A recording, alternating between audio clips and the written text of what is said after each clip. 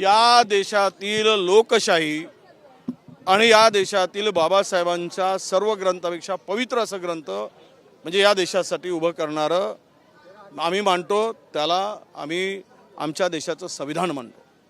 आणि म्हणूनच आज प्रियांबलचं वाचन करून माननीय राहुलजी गांधी, माननीय प्रियंकाजी गांधी आणि काँग्रेसचे सर्व नेते, वरिष्ठ नेते यांच्या उपस्थितीमध्ये आज हा कार्यक्रम या ठिकाणी संपन्न झाला आहे.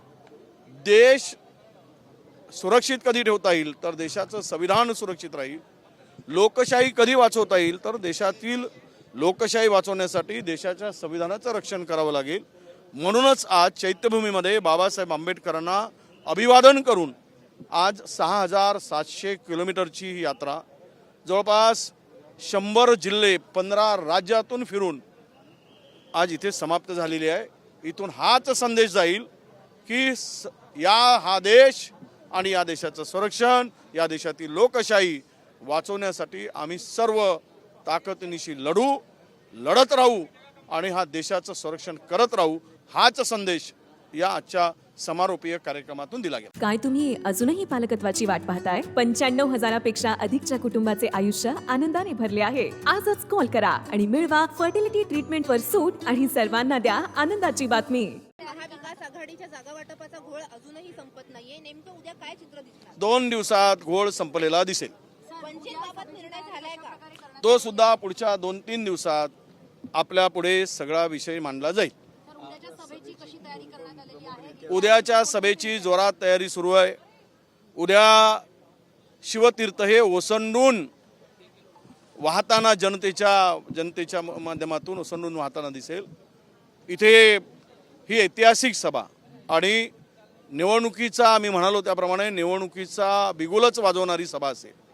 आणि राहुलजींच्या बरोबर त्या सभेमध्ये आमच्या इंडिया आघाडीतील जवळपास 15 पक्षाचे प्रमुख नेते उपस्थित राहणार आहेत.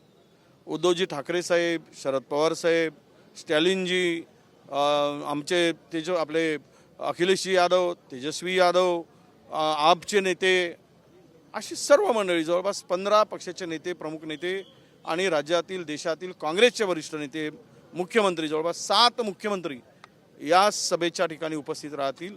आणि एकूण एक वज्रमुठीचा संदेश या सभेच्या माध्यमातून पुढच्या म्हणजे निवडणुकीच्या तोंडावर ही सभा नक्कीच आम्हाला विजयाच्या दिशेनं मॅसेज देणारी, पाऊल टाकणारी ठरेल, हा आम्हाला विश्वास आहे. राज्यातल्या निवडणुका 5 टप्प्यात घेण्याचा निर्णय निवडणूक आयोगाने घेतलेला नाही. मला राज्यामध्ये भारतीय जनता पक्ष आणि त्यांची मंडळी महायुती ही घाबरली आहे. गुजरातमध्ये 26 जागा किंवा 25 जागा असताना एकच टप्पा आणि महाराष्ट्रात मात्र 5 टप्पे. याचाच अर्थ हा निघतो की येथील पायाखालची वाळू सरकल्यामुळं सावरण्यासाठी त्या धक्क्यातून आणि ह्या जो काही येणाऱ्या हे संपूर्ण चित्र जे राज्यामध्ये आत्ता निर्माण झालेलं आहे, जे सर्वेमधून ज्या काही गोष्टी आल्यात, त्यामुळं हे सरकार घाबरू नये, केंद्र सरकार, मोदीचं सरकार घाबरू नये आणि त्यासाठी ह्या 5 टप्प्यामध्ये निवडणूक लावून आपली बाजू सावरण्याचा केविलवाणा प्रयत्न ते करत आहेत असं मला दिसतं. अभी हिंदी मैंने बोल दिया.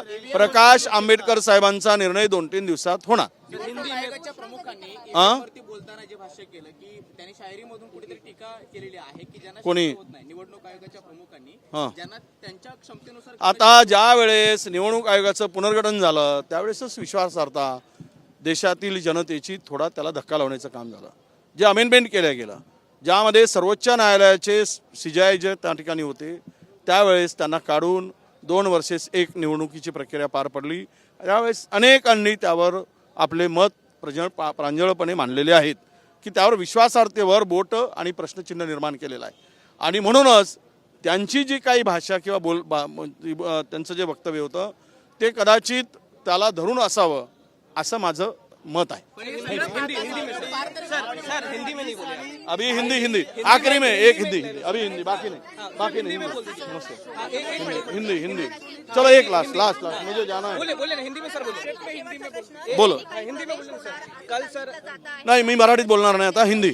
राहुल गांधी की जो यात्रा है, नहीं, राहुल जी की यात्रा यहाँ पे समाप्त हुई प्रियम्बल का वाचन करके और बाबा साहब अम्बेडकर के इस अभिवादन करके चैत्य भूमि पर ये समाप्ति हुई है।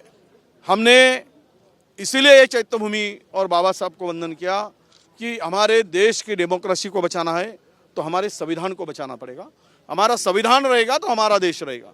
सर्वोच्च हमारा क्या है तो हमारा संविधान है, और संविधान के माध्यम से हम लोग इस देश की लोकशाही की रक्षा करने के लिए हमें शक्ति मिले, ताकत मिले, इसलिए ये चैत्य भूमि पर आकर हमने बाबा साहब को वंदन करके इस यात्रा का समारोप किया है।